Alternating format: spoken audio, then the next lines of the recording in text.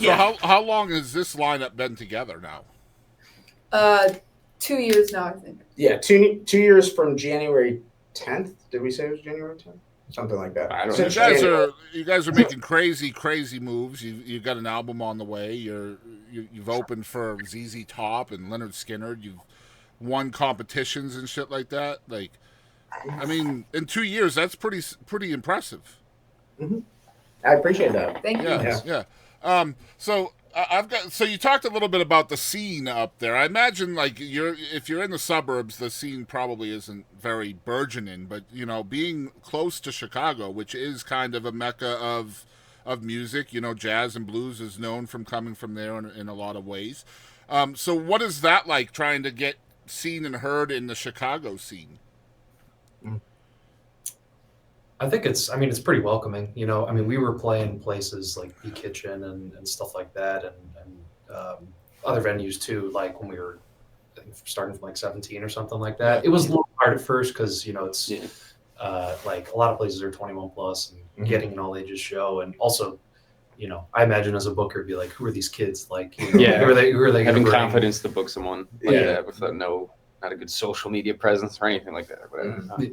But I mean, like, you know, a lot of the bands we play with are super, you know, supportive and yeah, just, you know, we were able to get some shows and then just kept the ball rolling and yeah. Mhm. I feel like this band, like your mom, has definitely benefited from Tommy and Alex having known like how to navigate the Chicago music scene Mhm.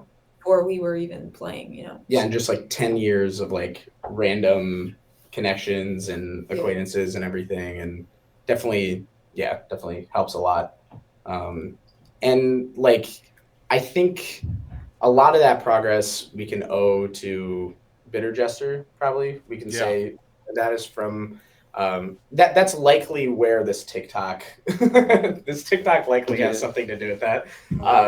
Yeah, because you know, and that was really by happenstance. If people aren't familiar, that's a Midwest-based music festival and battle of the bands.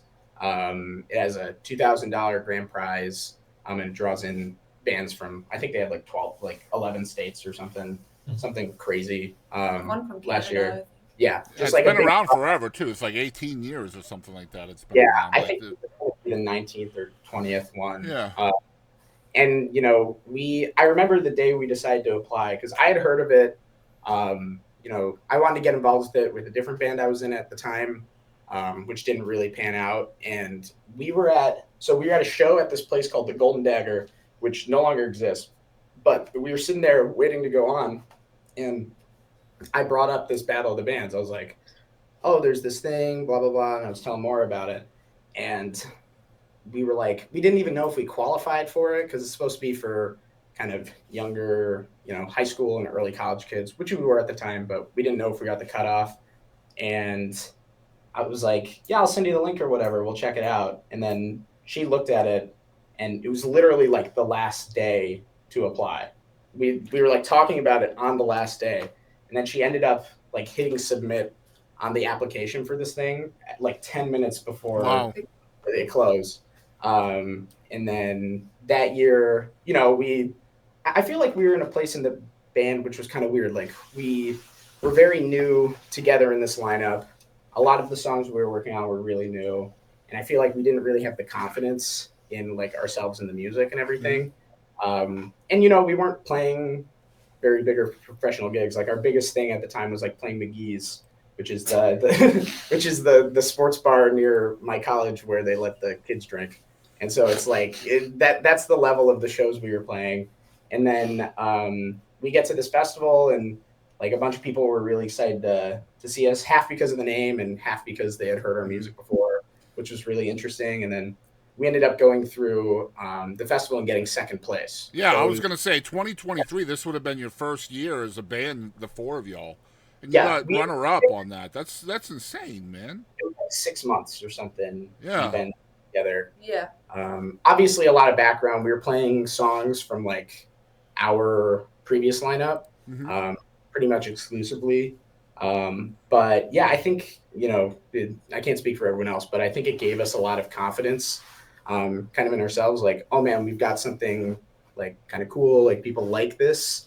And I think it's hard. All of us are really in our own heads all of the time. We're all, I think, perfectionists and like kind of Yeah, internal. it has to be that way. Just so y'all And know, it has to be that way. Yeah. we lose the forest for the trees very often. Yeah. And I think that was a really big deal for us to have, people take an interest and, be basically beat over the head with the fact that people liked us and enjoyed our music. And and then we came back the next year and ended up winning first place. So that was, really cool. We got a lot of opportunities out of that, obviously. Lots of networking, met a lot of people. Yeah. Like, great people, like people that are just like, they just love music and they just want to help. And absolutely. Genuine people. And, I love that. Let's talk about subject matter with you guys. Subject matter and songwriting, because that's kind of my go-to. I love songwriters. I've interviewed, dozens of Grammy winners and multi-platinum people, and just before y'all 2 days ago, I was talking to somebody 10 times platinum for Taylor Swift. Okay, so just so you know, I've talked to a lot of songwriters. I believe they call that diamond. Don't they call that diamond? I don't think so.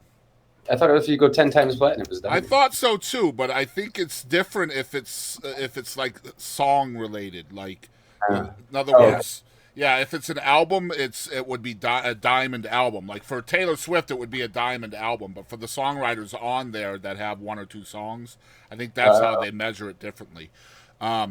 But anyway, he's had songs, that's still being played by her on the Eras tour and shit like that, and that was my last one. So I love to talk about the process of creating music, and I love y'all's subject matter too. Just the few songs that I've heard, like OCD, I love that subject matter. So take us into the room and what the process is like for you guys from a creative standpoint. So for me, I really am only motivated to write if it's something big happens or I'm in a horrible place or something. So that's the case for both of us. It's like my life has to seriously suck right now if I have anything interesting. So kind of been hard to write lately. I actually haven't written much. Shit's good. It's hard. But OCD I wrote when I was diagnosed with OCD. I wrote the song 2 weeks later, or actually the song was finished 2 weeks later, but I wrote the main hook. I thought I was crazy until I got a diagnosis. I wrote that like the hours after I had the diagnosis, because it was just such a relief, because I literally for years thought there was something wrong with me and I was too scared to tell anyone what my thoughts were. And so, are you hearing the lyrics first, or are you envisioning a melody? Like, how does it work for you? For me, it's like I just grab the guitar and play whatever the first chord I land on, and then it happens at the same time, the progression and the melody and the lyrics for me. Wow, interesting, very cool. Yeah. And so, once you have that kind of started and you want to flesh it out with the band, how important is it to have their input from that moment forward to kind of flesh out the song fully? For me, I'm hoping to, change my ways, but as of right now, I write the song entirely by myself and then bring it to the band. Yeah. And then they listen to it and then put their stuff over it. Historically, we've been really insular like that. Like Maura has the whole song. We'll kind of come and play the whole thing. Sometimes it ends up shaping a little differently, but we'll basically play the whole thing. We'll, learn whatever the chords are, figure out what kind of the vibe is and everything, and just jam on it. But it's jamming on it is doing it basically, we'll learn it and go top to bottom through it, kind of coming up with new parts. And every once in a while, there's like an edit. Like I think I suggested shortening the sushi bridge or something. Like there's like little things that shape it. But for the most part, it's at least the lyrics and the chords are pretty much whole cloth when she brings them in. We kind of put stuff on top. And that's also the case for the one song on the record that I wrote, which is Fortuna, which was the second. Love the song. Yeah, great song. Yeah, even more than that, I demoed out. Well, I think I brought a verse in to make sure that you know, they didn't hate it if I was going to keep working on it. And then we jammed on it, and then I went home and finished the whole thing. But for me, I demoed it out, drums, guitar, bass, vocals, kind of how I intended it, and then brought everyone kind of learned it Yeah. and put their own. So when you guys are rehearsing these songs when they're new, when they're fresh, how much, how many what if we did this are you guys saying? Like, what if we did this? What if we did that? Like, are you guys doing a lot of that in the rehearsal process? It's been honestly, it's been a really long time for us since we've brought in new music. We've been so busy with the record and rehearsing. Every time we're rehearsing, it's mostly just for shows and stuff. So today, after this podcast, we're going to rehearse, and I think we don't have any shows booked for March, so we're kind of, it's going to be a relaxed rehearsal, and hopefully we can work on new stuff. But yeah, the process is so like foreign, at least to me right now, like because it feels like it's been so long. Yeah, I kind of remember though, like because when she brings it in, it's you usually write on acoustic guitar, so yeah, I'm not there watching her or something. But like she kind of writes on acoustic guitar and sings over it, and so you know the chords are kind of set for the most part. The lyrics and the melody are pretty much set, but then there's other like arrangement and kind of rhythm stuff that we can mess around with. Like for example, on OCD, she brings it in. We jammed on it a couple times, messing around with it and trying to come up with something interesting. Because the way it started out, there's not that like pre-chorus break thing with the stops and everything. It was just playing straight through. And so that's something where we were like you're saying, what if we did stops here to kind of make it more interesting coming into the chorus? And then to kind of make it more interesting, I was like, what if I put this weird delay effect on my bass that's going through the song, kind of keeping pace with the tempo? So I think there's a lot of, it's at least with our process up until now, it's kind of a like in post, like overlay stuff in terms of arrangement and structure. But like Maura was saying, that's something we're kind of working on and switching up.